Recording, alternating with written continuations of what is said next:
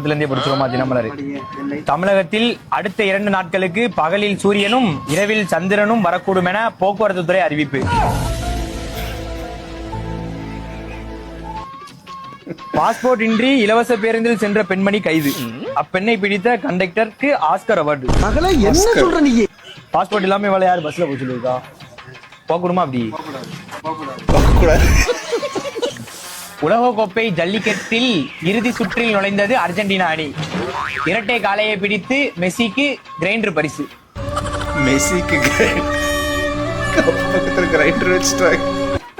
காதலர் தினத்தன்று காதலை ஒப்புக்கொள்ளாத காரணத்தினால் 82 வயது இளைஞர் ஒருவர் கடலில் வீழ்ந்து தீக்குளித்தார். அவர் பெற்றோருக்கு அரசு சார்பாக 12 லிட்டர் மண்ணெண்ணெய் இலவசமாக கொடுத்தார்கள். அவர் போயிட்டாரு.